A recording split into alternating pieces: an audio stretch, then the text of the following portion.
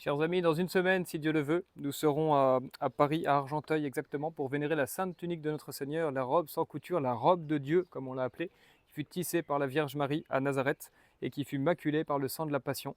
Et donc c'est pour nous une manière d'aller vénérer notre Seigneur en ces temps qui sont difficiles et de nous réfugier vraiment dans cette tunique qui représente la Sainte Église, puisque c'est le vêtement qui était le plus proche, qui collait à la peau de notre Seigneur et qui était comme une humanité de surcroît, comme le prolongement de son corps, qui faisait qu'en touchant cette relique, comme quand on touche l'Église, et on touche à Jésus-Christ. Et ainsi, il y a eu quantité de miracles dont je voudrais vous parler un petit peu.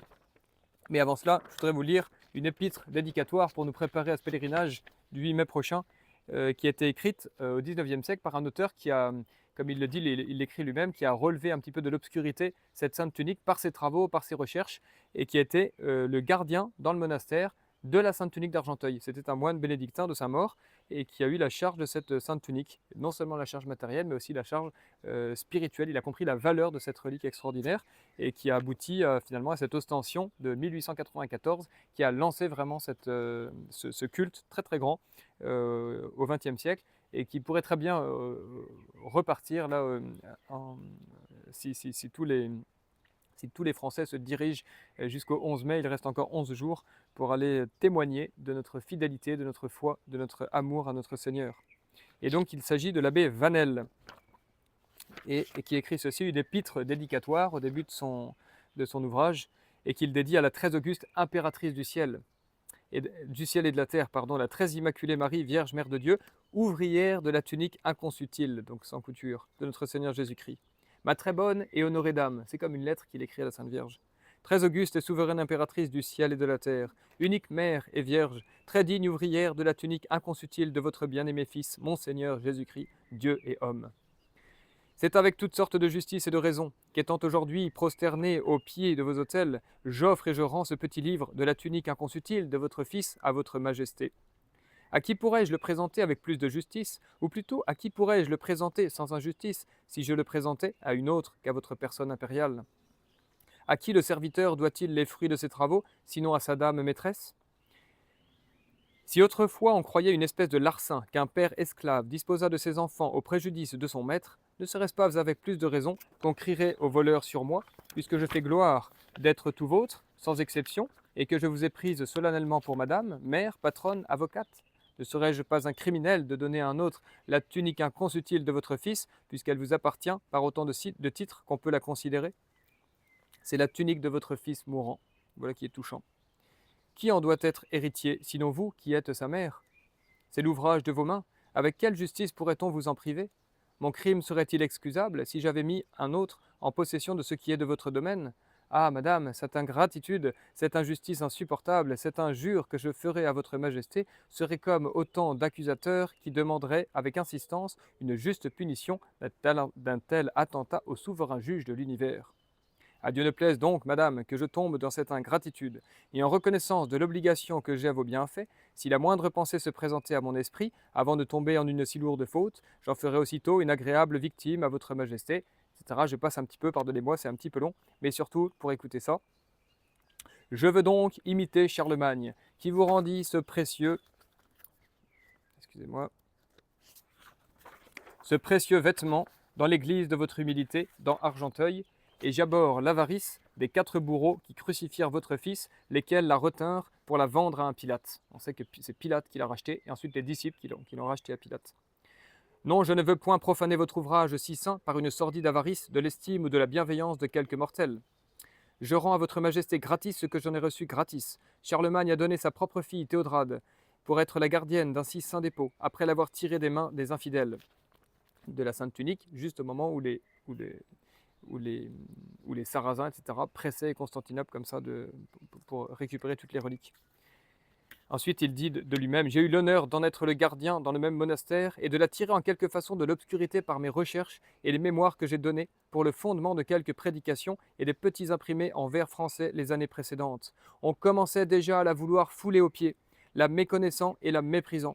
C'est pourquoi je vous dis avec un prophète, prenez les armes en main et venez à mon secours. Il s'adresse toujours à la Vierge. Voilà que je vous la présente, vous disant avec les frères de Joseph, voyez, madame, si c'est la tunique de votre fils ou non. la tunique de Joseph, que les frères de Joseph ont voulu tuer, assassiner, qu'ils ont jeté dans une citerne. Et ensuite, ils ont pris sa tunique en la maculant avec du sang d'animal pour la présenter à son père, Jacob, et lui dire, tu vois, ton fils est mort martyr. C'était faux pour Joseph, c'est vrai pour notre Seigneur. Donc la figure de Joseph annonce le sacrifice jusqu'au bout de notre Seigneur. Et donc c'est très beau de vénérer par cette tunique, de comprendre que tout d'un coup, eh bien, des éléments qui sont dans la Bible, qui sont dans la Genèse, eh bien, prennent une valeur extraordinaire parce que cette tunique que nous voyons, elle est l'écho, elle est l'accomplissement de cette tunique très très ancienne que les frères de Joseph jadis avaient donnée à leur père, la tunique de Joseph, qui était déjà dit la tunique rouge, rouge du sang de Joseph, ce n'était pas le cas, mais là, du précieux sang de notre Seigneur. Et l'ayant reconnu, donc la Sainte Vierge, dites aussitôt que l'envie qui est la bête carnassière qui a dévoré votre fils veut encore achever de perdre sa sainte tunique inconsutile, et prenant en main sa défense de votre ouvrage, prenez aussi en votre sauvegarde ce petit livre et son auteur contre les attaques de ses ennemis visibles et invisibles. Voilà, tous ceux qui ont une dévotion pour la Sainte Tunique, qui croient que cette tunique est véritable, qu'elle ne ferait pas de miracle si elle n'était pas véritable. Il est faux de dire aujourd'hui que les reliques font des miracles en considération simplement de la foi des gens qui viennent et qu'elles sont chargées des prières de tous ceux qui les ont vénérées. Non, c'est faux, une relique fait des miracles si elle est authentique, si elle est vraie. Je n'ai aucun exemple dans l'histoire de l'Église d'une fausse relique qui fasse des miracles, c'est pas possible. C'est comme notre Seigneur, s'il faisait des miracles, c'est parce qu'il était fils de Dieu, ça attestait la vérité de son discours. Eh bien, les miracles des reliques attestent l'authenticité de leur être. Maintenant et à l'heure de la mort, prenez soin de votre serviteur, à laquelle je vous supplie, à l'heure de ma mort, de m'assister, de me conduire avec vous au royaume céleste pour y louer Dieu en toute éternité des prérogatives qu'il vous a données, vous ayant bénite sur toutes les femmes bénites. Cependant, madame, recevez les humbles respects et services de votre très humble, affectionné et fidèle serviteur, indigne et inutile, frère Robert Villard, moine bénédictin indigne. Voilà comment est-ce qu'on s'adressait à la Sainte Vierge jadis, et comment il faudrait qu'on retrouve cet élan, cette ferveur qu'ils avaient sous leur plume, mais qui devait aussi battre dans leur cœur. Et puis je voudrais vous lire deux petits miracles de cette robe inconsutile qui ont été relatés par Don Gerbéron, ça c'est un autre auteur du XVIIe siècle, en 1677. Et comment dire, il écrit ces miracles, il y en a une trentaine je crois, juste entre 1650 et 1680. Et pour vous dire, la puissance est vraiment lourde avant que nous ayons nos apparitions de Lourdes. Et il est question d'une jeune fille de 15 ans qui est percluse depuis des années et qui a, un peu comme Sainte Véronique, étudié toutes les médecines, consulté tous les médecins, et rien n'y fait. Et elle s'appelle Marie Potel, je crois bien. Voilà, elle a usé pendant 7 ans de tous les remèdes. Catherine Potel, pardon, de la paroisse de Saint-Eustache de Paris, qui dès l'âge de 15 ans fut atteinte d'une paralysie qui lui ôta le sentiment et le mouvement des deux jambes, en sorte qu'elle ne pouvait se tenir un moment sur ses pieds, ni se mettre à genoux, lors même qu'elle recevait le corps adorable du Fils de Dieu. Ensuite, il raconte comment est-ce qu'ils ont tout essayé, et puis qu'ils ont fini par faire une neuvaine à la sainte tunique, à la sainte robe, au mois de juillet de l'an 1673. Et les premiers jours, au fur et à mesure que la neuvaine avançait, le mal empirait, elle avait de plus en plus mal. Le 5e jour que l'on approcha de cette sainte relique, tous les maux se redoublèrent, mais bien loin de s'abattre, sa ferveur en fut plus animée, et embrassant étroitement la châsse où est ce sacré dépôt, on aimerait pouvoir montrer ça dans des dessins ou dans des films. Elle embrasse, comme les saintes femmes ou dans l'évangile, on embrassait les pieds du Christ, comme Sainte Marie-Madeleine. Elle dit avec une confiance tout amoureuse à notre Seigneur qu'elle ne le quitterait point, qu'il ne lui eût rendu la santé. Je crois que c'est Jacob aussi avec l'ange, quand ils se battent, qu'il ne veut pas le quitter jusqu'à ce qu'il reçoive la bénédiction de Dieu, et qu'il s'accroche comme ça dans ce combat, le combat de Jacob extraordinaire. Eh bien, parfois il faut combattre pour obtenir les grâces que nous avons besoin, et nous ne savons que trop aujourd'hui pour obtenir les grâces dont la France aussi a besoin, et nos âmes, et peut-être des malades qui vont venir là pour demander la guérison à notre Seigneur par sa tunique. Dans cette tendresse, ces douleurs s'apaisèrent. Jésus voulait l'emmener jusque-là pour susciter de sa part un acte de dévotion, d'amour.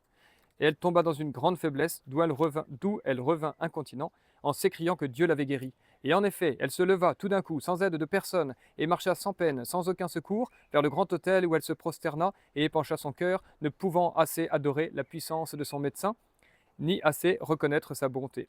De là, elle fut visiter la chapelle de la Sainte Vierge, l'ouvrière de cette précieuse robe, dont a été revêtu le Sauveur des hommes.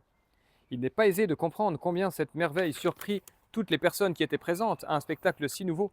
On avait de la peine à croire que celle qui depuis si longtemps n'avait eu ni sentiment ni mouvement à ses jambes fût celle qu'on voyait marcher avec tant de force. Mais on ne pouvait démentir ses yeux, ni refuser de rendre à Dieu la gloire d'une merveille si extraordinaire. Après avoir témoigné à Dieu ses premières reconnaissances, elle sortit de l'église suivie de ses porteurs, qui ne servaient plus qu'à porter les bâtons et la chaise qui lui avaient servi comme les trophées de la vertu de la sainte robe. Elle ne fut pas plus tôt de retour au monastère, où les religieuses chantaient la grand-messe, qu'elle entra au chœur, et marchant d'un pas assuré au milieu de ses filles, elle les étonna tellement qu'elles s'écrièrent toutes, extrêmement surprises, de voir marcher celle qui 2 heures auparavant ne se pouvait soutenir, et qu'elles n'avaient vue depuis plusieurs années que sur un lit ou dans une chaise. Elles revinrent enfin de ce grand étonnement, et leur cœur ne pouvait contenir leur joie, se fondirent en larmes.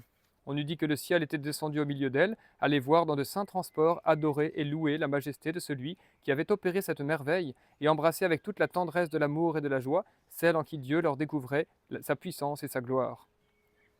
Voilà, après on donne avis à ces parents qui arrivent tout de suite à Argenteuil et qui festoient, qui expriment leur joie et leur bénédiction à Dieu pour une faveur si extraordinaire.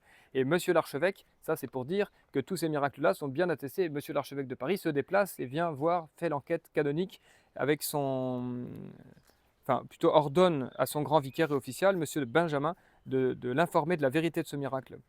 Donc ce qui a été fait, le procès-verbal de cette information est au secrétariat de Monseigneur, signé de Monsieur Benjamin et du sieur Morange, secrétaire. On a pu encore, pendant plusieurs années, apprendre la vérité et les circonstances de cette guérison miraculeuse de la bouche même de cette fille qui consacra à Dieu la santé qu'il lui avait rendue et fit profession de la vie religieuse dans le monastère de Saint-Bernard d'Argenteuil où elle a donné de grands exemples de piété. Voilà, merveille, c'est un miracle parmi, je vous dis, des dizaines et des dizaines sur une période de 30 ans. Donc si vous alignez tous les siècles de foi du passé, eh bien, les hôpitaux n'étaient peut-être pas aussi modernes qu'aujourd'hui, mais je pense qu'il y avait plus de résultats, et puis plus durables, et puis pour les corps et pour les âmes, parce que vous voyez cette âme qui se donne à Dieu ensuite, cette Catherine Potel là, eh bien soyons de cela, soyons de ces petits infirmes qui allons venir toucher, vénérer cette sainte tunique, et demander la grâce pour nous, pour nos frères, pour l'Église, pour la France, pour toutes les intentions qui nous pressent. Voilà, soyons nombreux et surtout soyons fervents, et si vous ne pouvez venir, associez-vous à nous, à cette démarche, le 8 mai prochain, en l'honneur de Sainte Jeanne d'Arc aussi, la délivrance d'Orléans. Prions pour la délivrance de l'Église et de la France. À bientôt pour la Sainte Tunique.